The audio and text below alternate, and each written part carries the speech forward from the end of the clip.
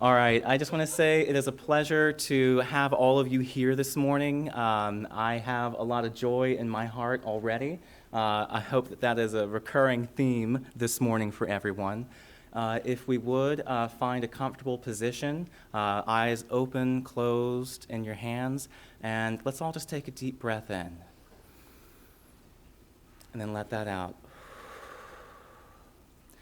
As we really consider what joy is, or what unshakable joy is in our life, we can think of it as a sense of purpose, a sense of direction that even through times of unease or times of challenge, that we are able to pursue that sense of joy from the moments in our life that we've been through that allow us to feel as though we can walk through fire and be untouched by those flames. And as we take another deep breath together, we release all of those challenges back to Spirit and allow Spirit to guide us together and to continue that unshakable joy as one through unity. Now, if you would come back with us right now, we have someone wonderful today, which I'm sure most of you have seen, and if you haven't, Christine is the musical director at Unity of Port Richey, and she is going to be here with us, I believe, every fourth Sunday. Fourth Sunday, if you'll have me. So we are delighted for that. She's got some wonderful music and a wonderful message today. She also has a lot of different retreats that have deepened her faith and keep her moving in the Holy Spirit. So please give her a round of applause, and let's all get into that spirit of joy today.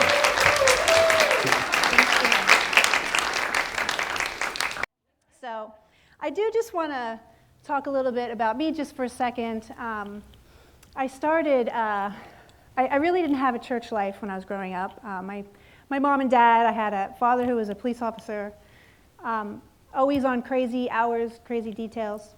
My mother was a nurse, and nurses she had crazy hours. She was either doing 11 to 7, which we didn't see her in the mornings, or 7 to 3. Like, it just seemed like the home life, once we all started going to school, like from 7th grade up, it just seemed like we lost the home life.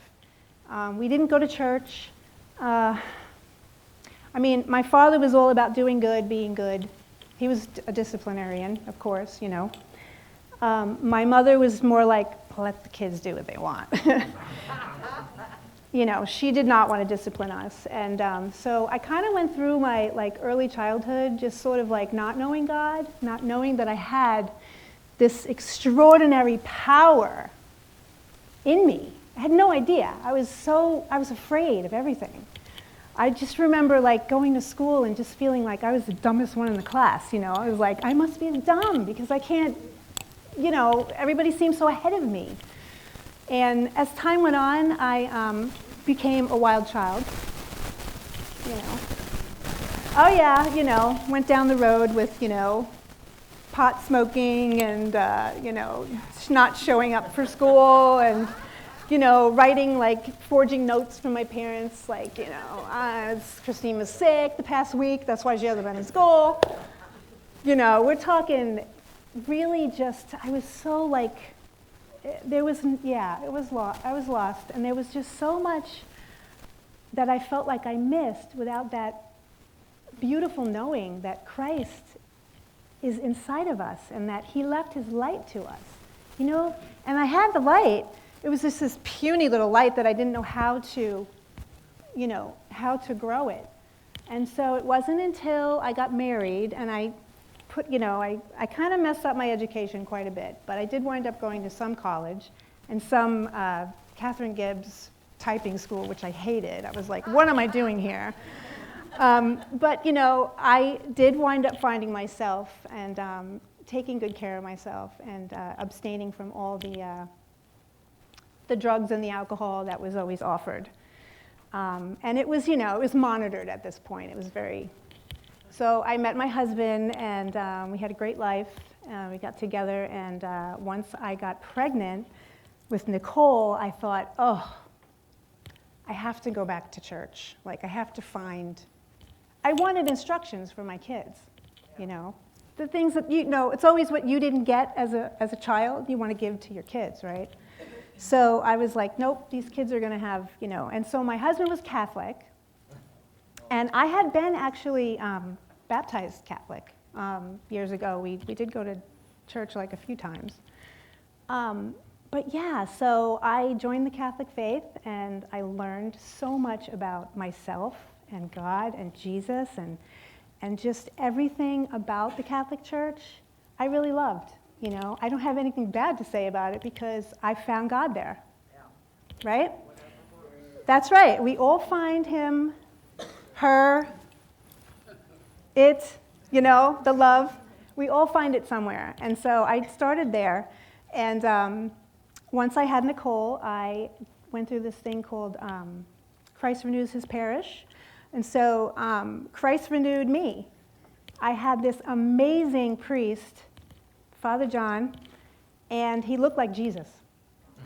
He had the long hair. He was like, always in like burlappy clothes. He had like, you know, the sandals with the dirty feet, you know. He was just everything you would think Jesus would be. Like, he was like the icon, right? And so we went to St. Leo's monastery for a retreat. Oh my gosh, it was so beautiful. If you have never been to St. Leo's monastery, you really should visit there. You know, and the monks will do the chanting, and you'll hear them all moving around the campus over there. And so we had this retreat, and they kept handing out tissues to everybody. And I'm like, I don't know what I'm in for here, but I had a feeling I was in for something. And these people just got up and they started sharing their lives.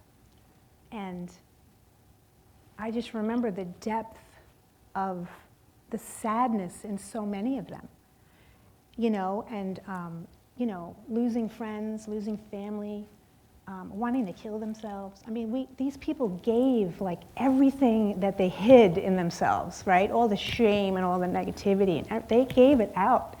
And I was like, let me have the tissues, because I sobbed. And of course, the leaders of the group were saying,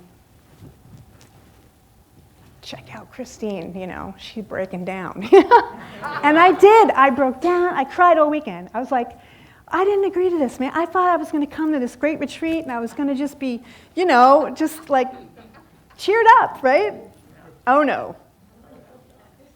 That really opened up a lot for me, you know, because then I thought about all the things that I went through, and things kind of flooded back in that I suppressed. Like, oh no, we're not going to go there. You know, we're going to keep that suppressed. And so the very evening we had a mock dinner of the Last Supper with Father John.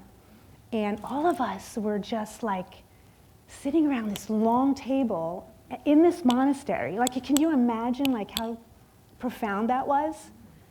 You know? And we're all sitting around the table, and the monks are serving us. They're serving us.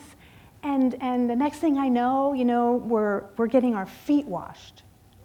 We're getting our feet washed by Father John. Can you imagine this beautiful priest going around washing all our feet? It was just amazing, you know. And so that deepened my faith more than anything, because I was able to talk with Father John. And then, you know, back then it was confession, which I never did confession. But that was a time where I felt comfortable enough to talk to him. And it's just like us today, where we go to a therapist and we let loose on our therapist, right? That's unshakable joy, you know? And they're just like writing, right, Gloria? I mean, come on.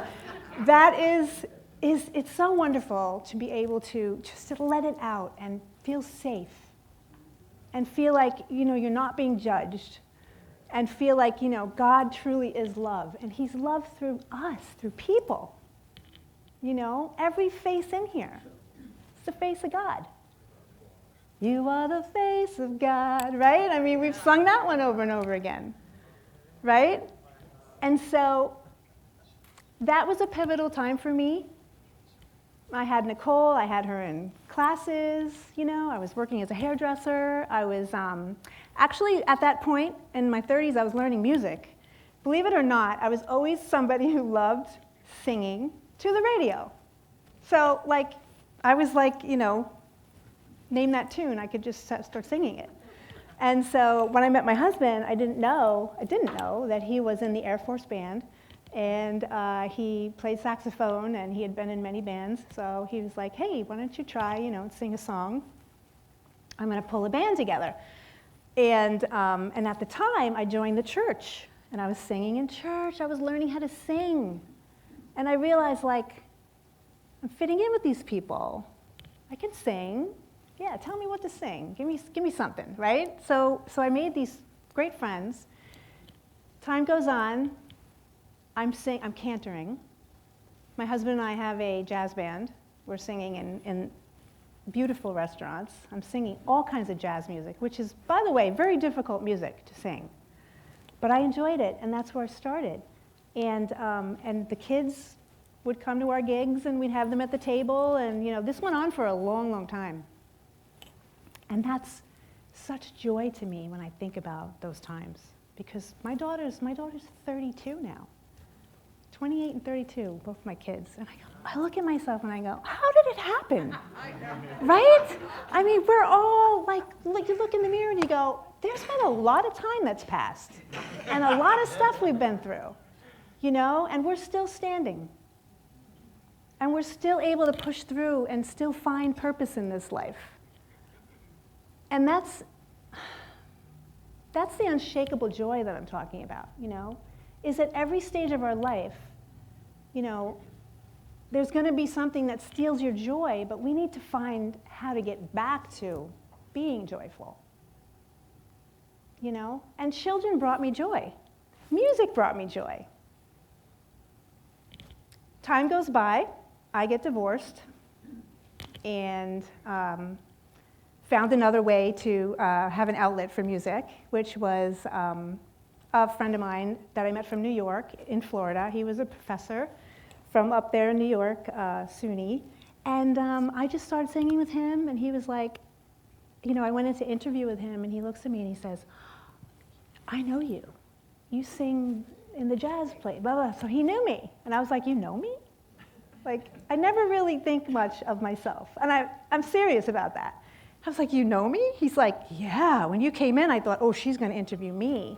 Meanwhile, I was trembling. I was hoping this guy would like me. Well, we wound up singing together and doing shows and such for at least 15 years. Yeah, and he's passed on since. And, he was just such a great guy, great mentor for me, taught me a lot, and taught me life is short. Have fun, He was a very smart man. He didn't want anything to do with God. There was a few times where he said to me, can we not do any God songs? And I'm like, such a good man. You don't want to do any God songs? What is this all about? There's a New York girl. What do you mean? What do you got against God? And he was everything that I think of God is, because he was just a loving man, caring, great husband, great father. He was a mentor. So I hope he's hearing me. He was a great man. He really was. So here we go. We go through all this time passes. And Tara Lovett was somebody who used to get his hair cut with me. And we used to have these deep conversations. And at first I was like, this guy's a little cuckoo. Like, I don't even know what he's talking about at times. He got really deep. And then he would really get into these conversations with me about unity and about the oneness and about who we are. And I think he saw that I needed that I needed to be, number one, I needed to be more peaceful, because I was then at that point running around with children, dance classes, working, and stretching myself really thin, and I was stressed out. And he would come to get his hair cut, and he'd be like, okay, and I would lay it on him, and then he'd give me back the unity way. And the unity way was like, I really need to go visit your church. And he says, well, come on up, you can sing with Michelle and I. So I did. I actually sang with them for quite a while. It was really fun. And they welcomed me. You all welcomed me. I mean, I'm looking at, I've sung at some of your your husband's funeral, both Barb and Elsie. And it's just been a great journey with Unity, you know. So, so I thank you. I thank you for having me here to be able to actually speak openly about myself, you know, because it means a lot to me. None of us are perfect. You know, I stand up here and I know myself now. I know who I am. I love who I am. And and God loves who I am, right? So I am one in spirit, right? I am love in spirit. I am joy in spirit. And spirit is alive. And spirit won't be alive if you don't allow it to be alive. Right? I mean, we don't want to squash it down. So once I started singing in the church and writing my own music, it was like, no one's going to want to hear what I have to say. But then I was like, well, maybe they will, you know? And then I gave a little song and people were like, ooh. So then you encouraged me. You encouraged me, right? So now that that's rolling, I have been meditating. So we all know that meditating brings peace. The peace that passes all understanding. You know, your life, our lives, they're pretty chaotic. You know, it doesn't matter what stage of life we're in, it's chaotic. And it weighs us down. So how are we going to find that unshakable joy? How are we going to be able to find it in a world that's so chaotic? Marilyn gave a book study a while back, and it was The Eye of the Storm. I remember loving that. We were all like, yeah, this swirling of life, and all you have to do is wake up in the morning. I come out of my little neighborhood. That's the great day. And I see 19, zoom, zoom. And all of a sudden, I'm nervous because the energy on 19 and the heaviness, right? And you just look at it and you say, but then again, the eye of the storm. Nope, I'm good. I'm going to get out there. I'm going to stay in the right lane. I'm going to do a quick little square around, get to the light, you know, safely to where I'm going. And so when I just think about the peace that I have grown into, the peace that I get from meditation does a lot for me. And I encourage everybody to just do it more. It's hard at first, but how many of you can meditate for 5 minutes? How many of you can meditate for 10 minutes? I see a couple of, no, that's a long time. Well, the best time to meditate is before the sun comes up. Because the veil is lighter, the earth is quiet, people are sleeping, there's not a lot of movement. And we feel movement, right? Because the world is spinning right now, we don't know that, but we feel the movement of it all. So the best time to do it is before the sun comes up. There's no noise. And I've been being woken up at 3, 4, 5 in the morning for a while now. Because once you say yes to ministering and yes to the music, it's nonstop. It's nonstop. And I still even say, how did I get here? Come on. But I love it. I love it so much. So I sit, I meditate, and I put paper next to me, and I put a pen, and then Spirit talks to you. So the closer we go, the Spirit comes forward. And so Spirit came forward and said a few things to me. And I think it was really presented to me in a way for all of us, not just directed at me, okay? And basically it was, have you found me yet? Have you found me yet? How many times do we pass by? We don't acknowledge them.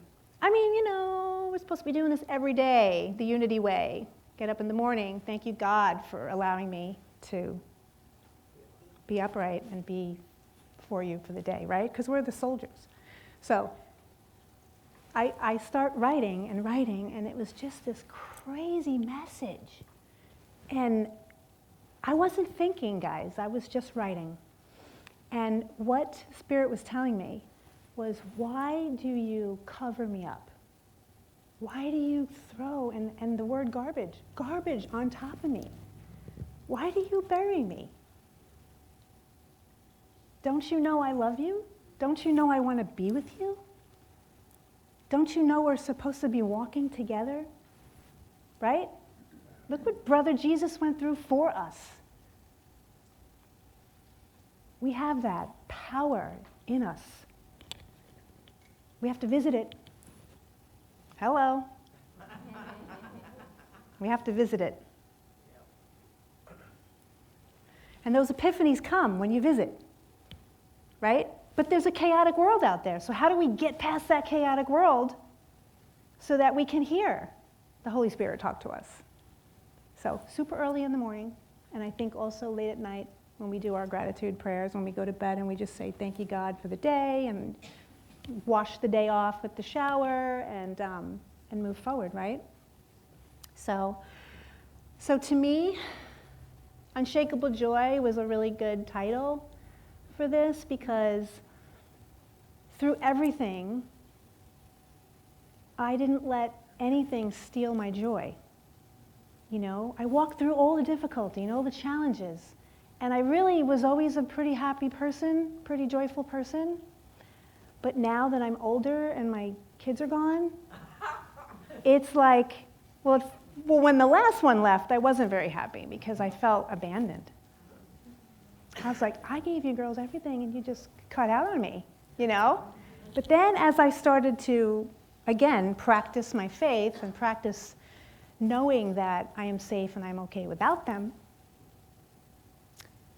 I felt better. And then one day I just got online and I pulled up a Denise Rosier song, Love is Everything, and I told the world, I've been pretty depressed since my little girl left me, and I'm like out here all by myself, and I've been crying, and I'm upset, and I'm all alone. And then I realized, really, Christine? She's happy. She found a boy that she's in love with. She's educated, finished her degree. She moved out to Utah to start a new life. I can visit Utah. So I professed this online, and then I sang Denise's song, Love is Everything, and it was just so, like, it just healed me, you know? I was like, this is fantastic. So I recently go out, and I visit my daughter in Utah to check on her, make sure that she's good and she's safe and all that stuff, and she's amazing. She's just amazing, and her friends are too. Like, they're living with a bunch of young people. They're all really driven kids. They're all book kids. They walk the book field from college, knocking on doors, selling educational books. So she's with a great group of kids. So while I'm out there, she says, we're going to go skiing. Now, I haven't skied ever since I was, like, super young. And in my mind, I was like, oh, God, that's not a good thing for me. But anyway, I wanted to be part of the joy. I wanted to be out there with them, giggling and playing in the snow and all this kind of stuff. So I said I agreed to it.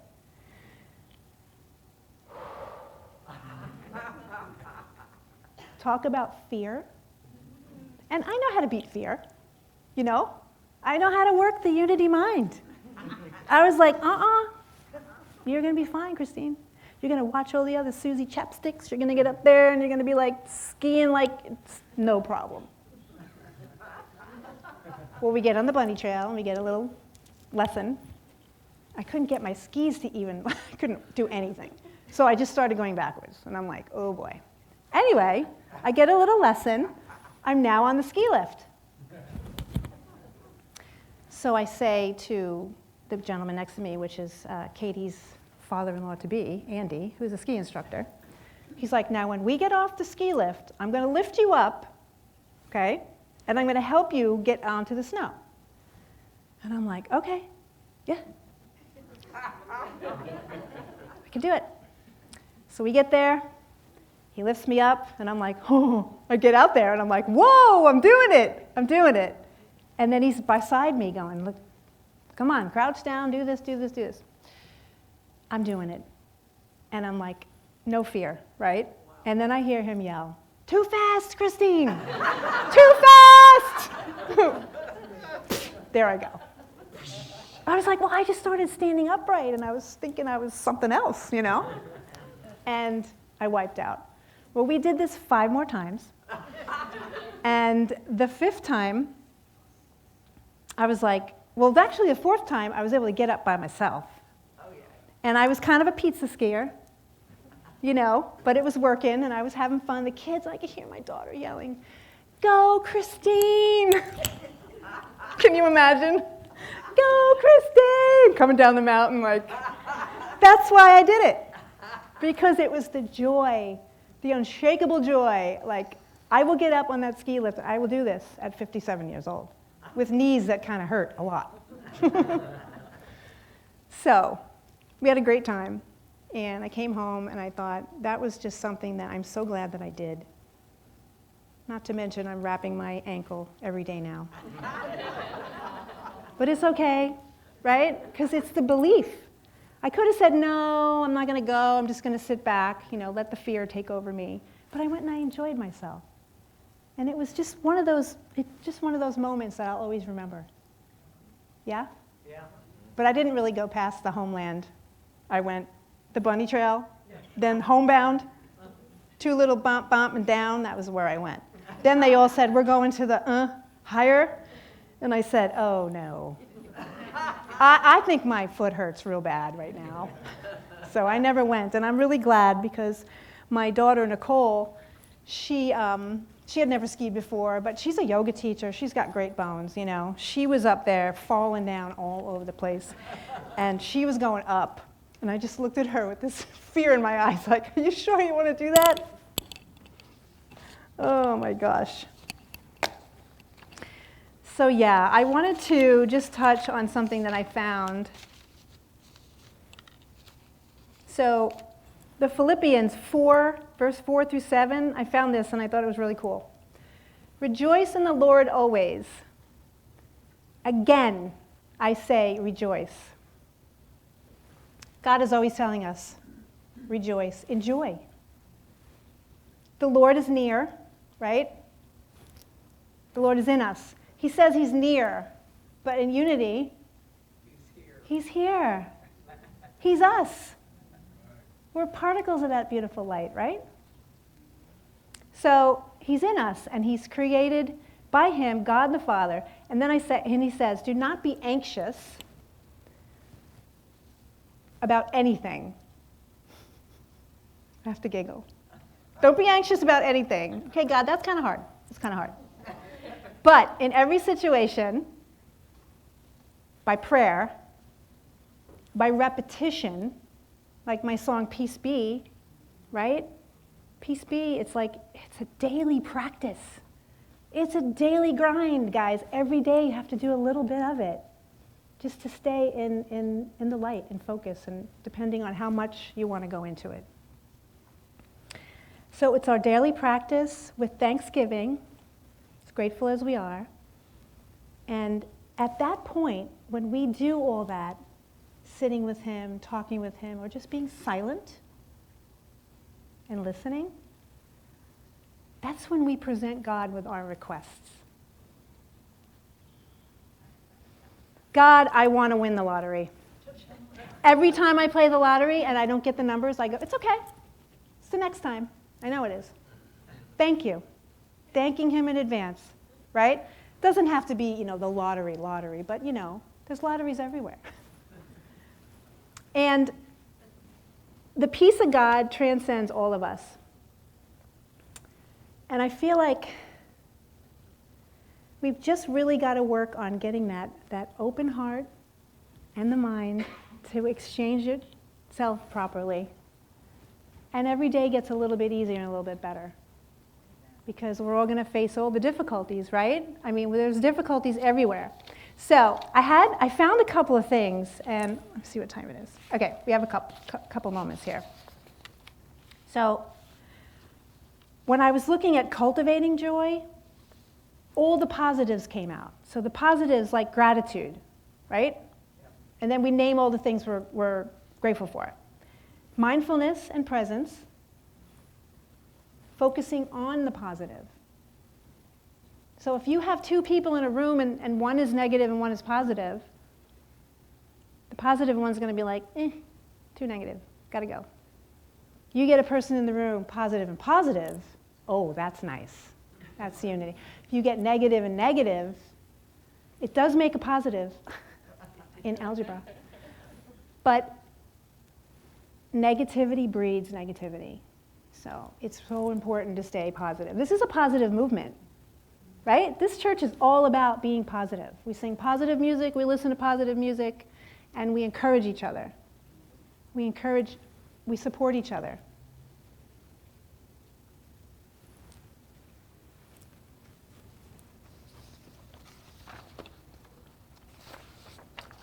Okay. I'm gonna end with a joke. Is that okay? Okay. I'm not really a joke teller, but I heard this one and I thought it was like super cute. So there's this 85-year-old man, and he's enjoying life. He's got his fishing pole. He's out there fishing, having a great day. And he hears this, psst, pick me up. And he looks around and he's like, okay. Keeps fishing. He hears it again. Psst, hey, pick me up. So he looks around, and he's looking around, and he looks at the ground, and he sees a frog. He sees this little cute frog. And the frog says, hey, pick me up. So the 85-year-old man picks him up, goes eye to eye level, and he says, if you kiss me, I'll make a beautiful bride. The 85-year-old man says, he's looking around, he's got his fishing pole, he's got his little lunch packed, all is well. So he goes, opens his pocket, drops the frog in, and the frog goes, hey, what are you doing? I told you, if you kiss me, I'll turn into a beautiful bride. And he says, well, at this stage of my life, honestly, I'd rather have a talking frog. That's his joy. That is his joy. Thank you so much for having me speak today.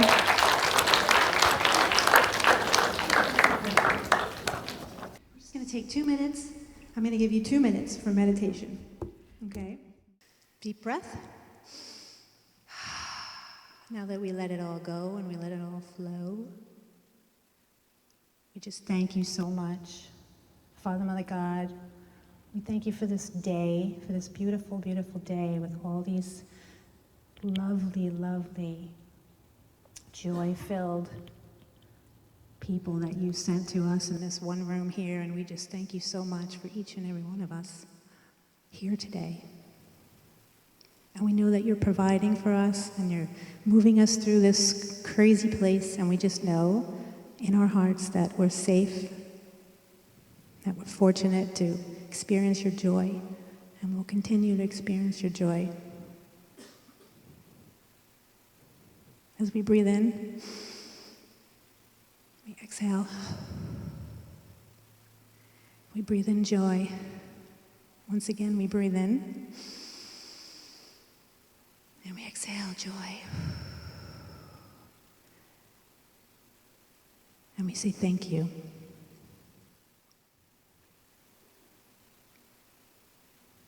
Let's breathe in that beautiful stillness. And exhale.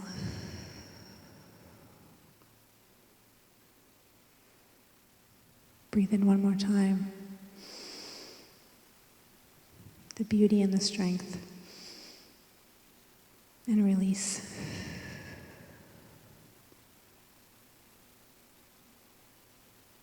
Let's open your eyes.